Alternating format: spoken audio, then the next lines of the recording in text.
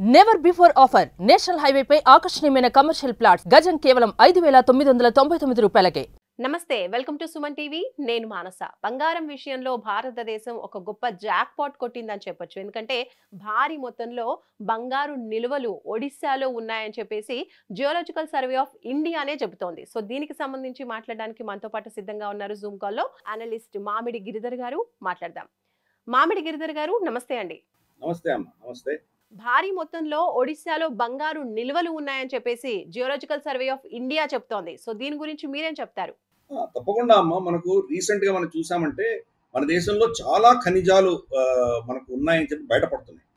ఇది ఒడిశాలో ఉన్నటువంటి బంగారం గురించి మాట్లాడితే మనకు ఆంధ్రప్రదేశ్ కర్నూలులో కానీ మధ్యప్రదేశ్లో కానీ ఇటువంటి ప్రాంతాల్లో రేర్ అర్త్ మినరల్స్ ఇవి చాలా దొరికాయి మనకు. ఈరోజు చైనా మీద కంప్లీట్గా ఆధారపడి ఉన్నాము. భారతదేశంలో రమారమి 6% మనకు రేర్ అర్త్ మినరల్స్ మన దేశంలో ఉన్నాయి అని చెప్పేసి జియోలాజికల్ సర్వే కావచ్చు లేదా ఇతరత్ర పరిశోధన చేసిన వాళ్ళందరూ చెప్తున్నారు. అలాగే మనకు మేఘాలయలో బాక్సైట్ దొరికింది. అలాగే మనకు వైష్ణవదేవి దగ్గర జమ్మూలో మనకి లిథియం డిపాజిట్స్ దొరికినాయి.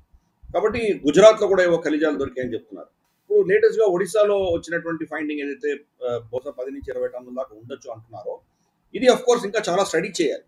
సైజ్మిక్ యాక్టివిటీ అక్కడ ఎలా ఉంటుంది, అక్కడ దానివల్ల ఏమైనా ఎన్వైరన్మెంటల్ ఇష్యూస్ ఏమైనా వస్తాయా, దాన్ని నిజంగా అక్కడ మనం ఆ ప్రాంతంలో మనం ఏమైనా దీన్ని నిజంగా ఎక్స్ట్రాక్ట్ చేయగలిగినటువంటి పరిస్థితి ఉందా.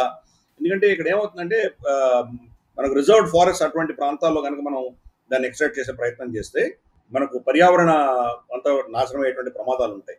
కాబట్టి ఎన్నో అంశాల్లో ఇవన్నీ కూడాను ఆచితూచి వ్యవహరించి తర్వాత కానీ మనం దాన్ని యాక్చువల్గా దాన్ని ప్రాస్పెక్ట్ చేయలేము.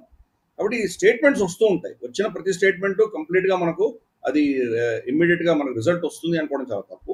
కాకపోతే ఇది ఒక చాలా అద్భుతమైనటువంటి ఒక మనకు మెసేజ్ న్యూస్ మాత్రం మనకు వచ్చింది. కాబట్టి బహుశా రాబోయే రోజుల్లో అక్కడ ఏమైనా ఇబ్బందులు ఉంటే బహుశా ప్రభుత్వం దానికి కావాల్సిన నోటిఫికేషన్స్ అన్ని ఇష్యూ చేసి ఎన్వైరన్మెంటల్ క్లియరెన్స్లు ఇచ్చి తర్వాత దాన్ని ఎవరు దాన్ని తీస్తారు, ప్రభుత్వమే తీస్తుందా లేకపోతే ఏమైనా ప్రైవేట్ రంగ సంస్థకి ఇస్తుందా, దాంట్లో ఎటువంటి షేర్ ఉండబోతుంది, ఇవన్నీ కూడాను రాబోయే రోజుల్లో ఈ నిర్ణయాలన్నీ జరుగుతాయి.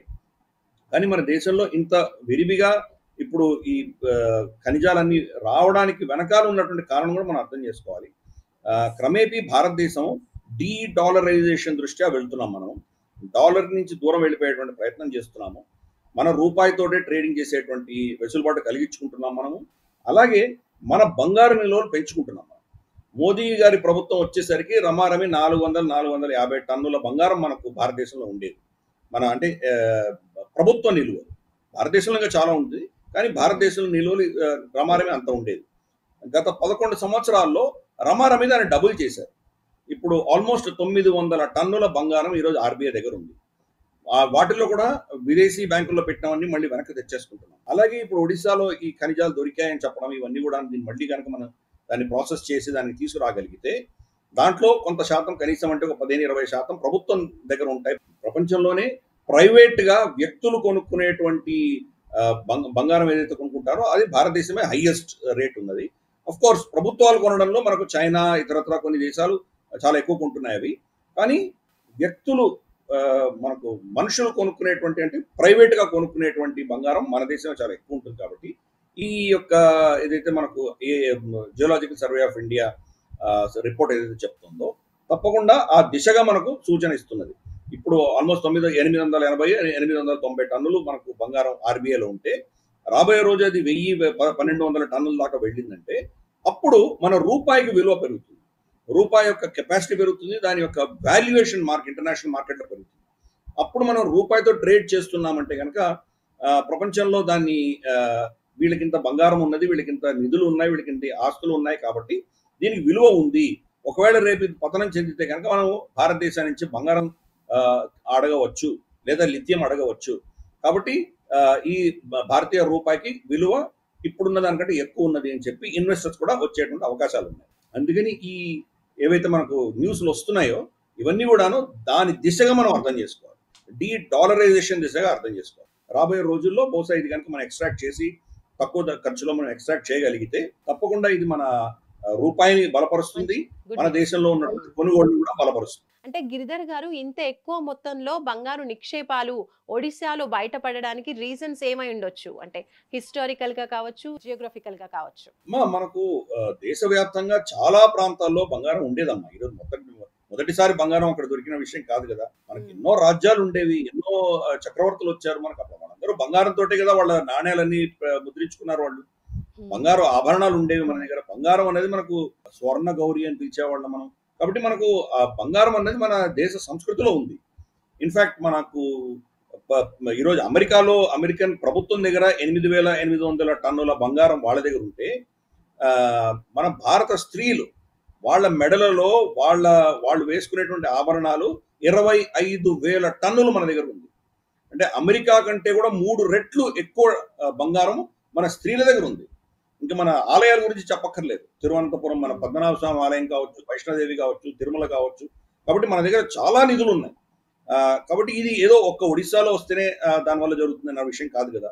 మనకు చాలా కాలంగా కోలార్ గోల్డ్ ఫీల్డ్స్ మనకి ఇక్కడ కర్ణాటక, ఆంధ్ర, రాయలసీమ బార్డర్లో, అలాగే రాయలసీమలో మనకు చాలా ఖనిజాలు ఉన్నాయి. అక్కడ కూడా బంగారం ఉందని చెప్తున్నారు. అలాగే దేశవ్యాప్తంగా చాలా ప్రాంతాల్లో బంగారం అన్నది మనకు గతంలో ఉండేది. దాన్ని ఎక్స్‌ప్లాయిట్ చేశారు వాళ్ళు. కానీ బంగారం అన్నది ప్రపంచంలోనే చాలా తక్కువ దీని యొక్క మోతాదులో ఉంటుంది కాబట్టి దాన్ని ఐరన్ లాగా కావచ్చు, లేకపోతే మనకు ఇతరత్ర మెటల్స్ లాంటివి, కాపర్ లాంటివి కావచ్చు, వాటికి ఉన్నట్టు దాని అవైలబిలిటీ కంపేర్ చేసి చూస్తే బంగారం అవైలబిలిటీ చాలా తక్కువ. కాబట్టి కొత్త ఇటువంటి డిస్కవరీస్ వచ్చినప్పుడు కొంత అది ఏమవుతుందంటే దాని వాల్యూ కూడా పడిపోయేటువంటి ప్రమాదం ఉంది. ఎందుకంటే చాలా అరుదుగా దొరుకుతుంది కాబట్టి బంగారం, దాని విలువ చాలా ఎక్కువ ఉంటుంది. ఇంకా ఎక్కువ నిధులు ఇక్కడ ఉన్నాయంటే కానీ కొంత అది కూడా సెట్ అయ్యేటువంటి అవకాశాలు ఉంటాయి.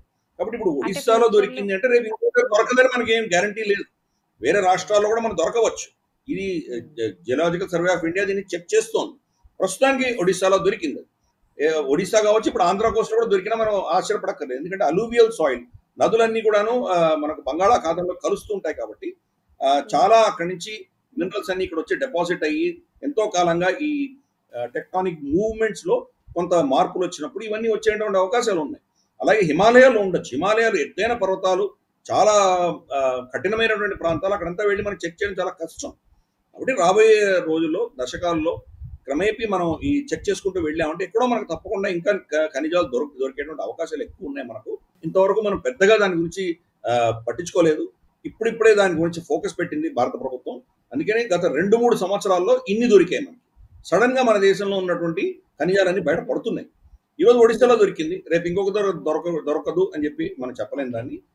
ఈ బెల్ట్ అంతా ఉందమ్మా, డక్కన్ ఏదైతే అంటామో మనం, అంటే నర్మదా నది కింద కావచ్చు, మనకు వింధ్యా పర్వతాలకి కింద కావచ్చు, మనం డక్కన్ అని ఏదైతే పిలుస్తామో, దక్షిణాపథం అంటామో, ఈ ప్రాంతంలో మనకు చాలా ఆపర్చునిటీస్ ఉన్నాయి.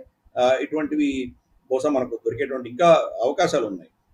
ఆంధ్రప్రదేశ్లో అనంతపూర్ జిల్లాలో మనకు వజ్ర కరూర్ అని ఒక ఊరు ఉంది. అక్కడ వజ్రాలు దొరుకుతాయి, కానీ దాన్ని పెద్దగా మనం ఎక్స్‌ప్లాయిట్ చేయలేదు. ఇప్పుడు కూడా దాన్ని ఎక్స్‌ప్లాయిట్ చేస్తే కనుక ఇక్కడ చాలా వజ్రాలు దొరికేటువంటి అవకాశాలు ఉన్నాయి. పిల్లలు గోళీలు ఆడుకుంటున్నప్పుడు వాళ్ళ రాళ్ళు దొరికితే కనుక ఆ రాళ్ళు వజ్రాలుగా ఉండేవి. వాళ్ళకి తెలిసేది కాదు. అటువంటివి ఉన్నాయి, కానీ మనం దాన్ని పెద్దగా మనం ఎక్స్‌ప్లాయిట్ చేయలేదు. బహుశా మళ్ళీ ఈ వేవ్ లో అక్కడ కూడా మనం సెర్చ్ చేస్తే కనుక బహుశా వజ్రాలు కూడా ఇంకా ఎక్కువ పెద్ద మోతాదులో మనం ఎక్స్ట్రాక్ట్ చేయగలిగినటువంటి ఆపర్చునిటీస్ ఉన్నాయి మనం. కానీ ఈ రోజు ఒరిస్సాలో దొరికింది. నా అంచనా ప్రకారం ఇంకా 4-5 ప్రాంతాల్లో మళ్ళీ బంగారు ఖనిజాలు దొరికేటువంటి అవకాశాలు ఎక్కువ కనిపిస్తాయి. ఓకే, అంటే మీ అంచనా ప్రకారం ఇలా బంగారు నిక్షేపాలు గనక ఎక్కువ మొత్తంలో దొరికినప్పుడు మనకి బంగారం రేట్స్ కూడా తగ్గే అవకాశాలు ఉన్నాయంటారా? తప్పకుండా తగ్గుతుందమ్మా. ఈరోజు దౌర్భాగ్యమైన విషయం ఏంటంటే, నేను చెప్తున్నా కదా, ప్రపంచవ్యాప్తంగా వ్యక్తులు అంటే ప్రైవేట్ గా కొనుక్కునేటువంటి బంగారం భారతదేశమే ఎక్కువ ఉంటుంది. కానీ బంగారు ధరని మనం నిర్ణయించట్లేదు. డాలర్ రూపేణా అది ఇంకెవరో నిర్ణయిస్తున్నారు. ప్రపంచవ్యాప్తంగా దాన్ని ఏదో కమోడిటీస్ ఎక్స్చేంజ్ అని చెప్పేసి అది డాలర్ రూపేణా ఇంకెవరో నిర్ణయిస్తున్నారు. కాబట్టి ఆ పరిస్థితి నుంచి రేపటి రోజు మన దగ్గరే ఖనిజాలు వచ్చాయంటే బహుశా దాన్ని మన రూపాయి రేట్లోనే మనం దాని ధర నిర్ణయించేటువంటి పరిస్థితి మనకు వస్తుంది. ఆ శక్తి మన దగ్గర వస్తుంది. కాబట్టి అందుకని ధర తగ్గేటువంటి అవకాశాలు ఉన్నాయి. ఇప్పుడు ప్రపంచంలో ఇంతవరకు తెలిసినటువంటి ఖనిజాలు ఏవైతే ఉన్నాయో అవి లిమిటెడ్. మనకు ఆఫ్రికాలో ఎక్కడి నుంచి తీస్తున్నారు, ఆస్ట్రేలియా నుంచి తీస్తున్నారు, కొంత అమెరికన్ కాంటినెంట్స్ నుంచి తీస్తున్నారు. కాబట్టి ఇవన్నీ కూడాను చైనాలో ఉన్నాయి. చైనాలో కూడా బంగారం ఉంది, బంగారు ఖనిజాలు ఉన్నాయి. ఇవన్నీ మనం లెక్క వేసుకుంటే కనుక దాని టోటల్ ఓవరాల్ గా దొరికే సప్లై చాలా తక్కువ కాబట్టి దానికి ఒక విలువ అంటూ మనం చూస్తున్నాం. ఇంకా ఎక్కువ దొరుకుతున్నాయి అనేసరికి ఆబ్వియస్లీ దాని రేట్ కొంచెం తగ్గేటువంటి అవకాశాలు ఎక్కువ ఉన్నాయి. ఈ కనుక మనం నిజంగా దీన్ని తొందరగా మనం మార్కెట్ లో తీసుకురాగలిగితే ఇప్పుడున్నటువంటి విపరీతమైన ధరలు బంగారం అయితే ఉన్నాయో అవి కొంత కరెక్ట్ అయ్యేటువంటి అవకాశాలు తప్పకుండా ఉన్నాయి. థ్యాంక్ యూ మామిడి గిరిధర్ గారు. Thank you so much for your analysis అండి. Thank you. చూసారు కదండి, ఒడిశాలో బంగారు నిల్వలు అనేవి ఉన్నాయని జియోలజికల్ సర్వే ఆఫ్ ఇండియా చెబుతోంది. అయితే దీనికి సంబంధించి ఇంకా చాలా వరకు కూడా రీసెర్చ్ కావచ్చు, ఇంకా వెలికితీత కావచ్చు, అంటే ఎలా దాన్ని ఎక్స్ట్రాక్ట్ చేయొచ్చు, ఇదంతా కూడా ప్రాసెస్ పట్టే అవకాశాలు అయితే ఉన్నాయి. అయితే మన భారతదేశంలోని ఒడిశాలో మంచి ఎక్కువ మొత్తంలో బంగారు నిల్వలు ఉండడం అనేది ఒక శుభ పరిణామంగా మనం చూడొచ్చు. చూస్తూనే ఉండండి సుమన్ టీవీ. నమస్తే.